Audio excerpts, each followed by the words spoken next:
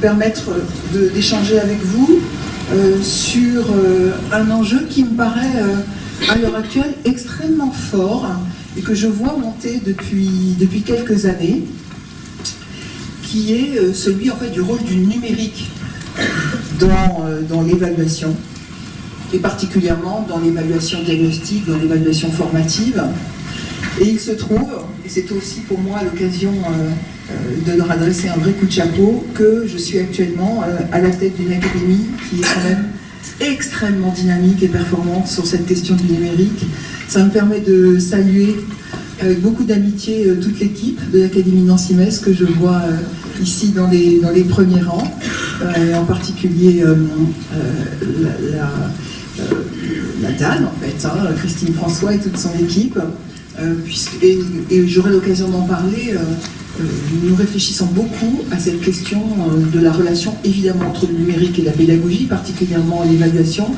avec aussi la très grande chance d'avoir à nos côtés des laboratoires de l'Université de Lorraine, extrêmement pointus sur ce sujet, et en particulier sur celui dont je vais vous parler aujourd'hui, qui est le rôle de l'intelligence artificielle dans l'évaluation des acquis des élèves. Parce que je vois monter ça depuis quelques années, et actuellement c'est plus une petite montée, c'est vraiment un raz-de-marée, et je pense que ce raz-de-marée-là, il faut que nous arrivions à le maîtriser, à le comprendre, à l'accompagner et à l'expliquer. Et donc, ce que je souhaite, c'est partager avec vous les réflexions que nous avons en interne à l'Académie de Nancy-Metz avec les laboratoires de l'Université de Lorraine sur ce sujet. Voilà pourquoi j'ai appelé, j'ai donné ce titre de « Vers une évaluation augmentée » pour l'interrogation, comme nous allons vers l'homme et la femme augmentée, je pense. Et donc voilà, c'est de cela dont je souhaite vous parler. Alors quels sont les enjeux finalement de l'évaluation que nous mettons, que nous essayons de mettre en œuvre ensemble depuis plusieurs années au service d'une évaluation,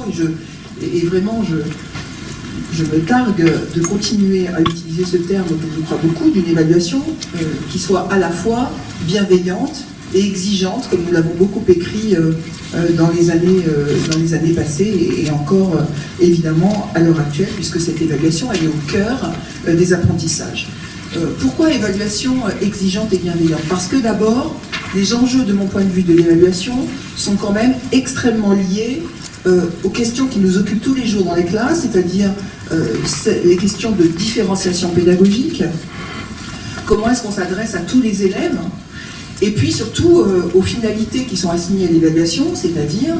une évaluation qui permette de prendre véritablement en compte le travail de l'élève, le travail personnel de l'élève, cette notion qui est extrêmement importante de travail personnel de l'élève, sur laquelle nous avons beaucoup travaillé, qui est aussi au cœur de l'initiative et du dispositif Devoir fait que nous mettons en place au collège, le travail personnel, les progrès de l'élève, et puis aussi, rappelons-nous, la question de la lisibilité et du partage, de la transparence de l'évaluation avec les familles. C'est quelque chose auquel on avait beaucoup travaillé, André et nous-mêmes, quand on était à l'Académie de Créteil, on essayait de dire que n'oublions pas ce rôle d'échange avec les familles, de communication avec les parents extrêmement importante. Parce que si nous sommes dans l'école de la confiance, cette confiance, elle doit être réciproque entre les élèves, l'école et la famille. C'est ce trio-là qui doit se faire confiance, et l'évaluation, évidemment, en fait totalement partie. Alors, ce qui apparaît de plus en plus, c'est que l'enseignant s'appuie dorénavant sur des outils extrêmement variés pour renforcer sa pratique pédagogique de tous les jours. Et évidemment, ça doit s'incarner également dans l'évaluation. Et l'un des points que je voudrais traiter avec vous, c'est comment est-ce qu'on peut concilier le détail, la précision, l'exigence du suivi personnel des élèves avec cette réalité que nous avons dans notre classe, qui est que nous sommes évidemment non pas dans du préceptorat, mais dans l'enseignement que je pourrais qualifier de masse, avec un certain nombre d'élèves devant nous, dans chaque classe, et un certain nombre de classes en responsabilité. Et c'est finalement toute la très grande difficulté que rencontrent la plupart de nos enseignants à l'heure actuelle, et qui m'exposent extrêmement souvent. Cette exigence de plus en plus intense de prendre les élèves tels qu'ils sont, et de les accompagner dans leur parcours, toute la logique des cycles qui était conçue justement, qui est conçue dans cet esprit-là, Et pour autant, oui, nous sommes, je le répète, dans un enseignement qui est un enseignement collectif, un enseignement de masse, qui a d'ailleurs son intérêt, j'en reparlerai à la fin de l'exposé, sur la dynamique collective. C'est pas seulement un poids qui pèse sur nos épaules, c'est aussi une chance. Parce que nous sommes dans un contexte social, et que cette socialisation par l'école, c'est aussi une des missions prioritaires de l'école en termes d'éducation, en termes de citoyenneté, en termes de vie collective. Alors, lorsque on pense au numérique et à l'informatique, et lorsque on a commencé à regarder comment le numérique finalement s'immisçait dans nos classes,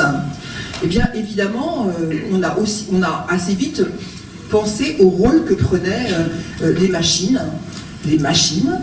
les ordinateurs dans nos classes. Et finalement, au départ des premières réflexions, donc des outils informatiques, on a tous connu, les plans informatiques, etc., on voit bien que la première acception de ce terme-là dans l'enseignement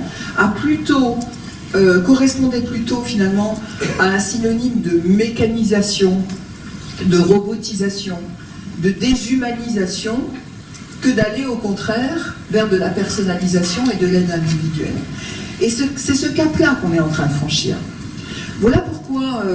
en particulier, il faut faire attention à la manière dont on utilise le terme, je crois, intelligence artificielle, qui a tendance un peu à, je crois, beaucoup atténuer le sens de ce que l'on peut y mettre véritablement derrière. Parce que, en fait, l'intérêt que l'on va pouvoir trouver à l'utilisation de l'intelligence artificielle, du deep learning, du machine learning, etc., du learning adaptative, tout ce qu'on adaptative learning, tous ces mots franglais que nous utilisons maintenant, en tout cas, leur sens profond, c'est quand même de dépasser cette robotisation, cette mécanisation, pour aller justement vers de l'individualisation. Vous savez très bien que c'est quelque chose auquel vous êtes confrontés tous les jours dans votre vie quotidienne. En particulier le commerce numérique auquel nous sommes tous adeptes, eh bien, vous savez très bien qu'à l'heure actuelle, le démarchage commercial via les réseaux, par exemple, s'appuie sur des moteurs de recherche, qui sont des moteurs de personnalisation. De faire pour vous proposer, pour regarder dans votre cerveau, pour regarder dans vos habitudes, pour regarder dans la manière dont vous vous baladez sur le net, etc., pour comprendre finalement ce qui est susceptible de vous intéresser dans la zone que vous avez l'habitude d'utiliser, et puis pour peut-être vous emmener un cran plus loin vers des produits que vous ne connaissez pas encore, mais dont on devine, parce qu'on a regardé les habitudes de consommation de centaines de milliers de personnes, que si vous réagissez comme la plupart des êtres humains, vous allez certainement aussi être intéressé par ces produits-là. Eh bien voilà, est-ce qu'on peut utiliser ces logiques-là pour quelque chose qui, de notre point de vue, est peut-être quand même plus enrichissant pour l'être humain, c'est-à-dire pour la personnalisation des parcours d'apprentissage, et en particulier pour avoir une évaluation qui soit justement au service des apprentissages de ces élèves. C'est tout, c'est ce terme d'intelligence finalement qui est plus utile que le terme d'artificiel. Et si cette machine, elle devient intelligente, elle devient capable de s'adapter finalement au parcours de chacun, est-ce qu'elle peut aller un cran plus loin que simplement l'aide un petit peu standardisée de présentation de contenus qui sont finalement assez identiques pour tout le monde et qui serait simplement la mise à disposition individuelle, mais de contenus qui sont finalement totalement standardisés. Et c'est ça qui est intéressant pour nous, c'est finalement, est-ce qu'on peut dépasser le stade du numérique conçu comme une simple mise à disposition d'un contenu foisonnant, d'information et de formation,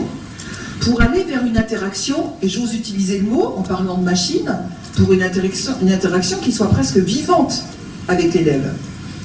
C'est-à-dire qui tienne compte de ces processus d'apprentissage, de ces mécanismes intellectuels. Et est-ce que notre pratique à nous en tant qu'enseignants, elle va s'enrichir de cela, ou au contraire, est-ce que la subtilité de l'intervention de l'être humain comme enseignant va finalement totalement se diluer dans ces nouveaux dispositifs techniques? Et donc c'est un peu ça, la question. Et est-ce que finalement, nous, en tant qu'enseignants, en tant que formateurs, en tant qu'inspecteurs, en tant que manager de l'éducation, on a un rôle à jouer pour essayer de faire en sorte d'influencer le cours de l'évolution artificielle, de l'intelligence artificielle, pour que justement elle aille vers davantage d'humain, d'interaction et de subtilité. Moi je pense que oui, à condition qu'on soit vigilant, qu'on ne le subisse pas, qu'on s'en empare et qu'on soit exigeant sur ces questions.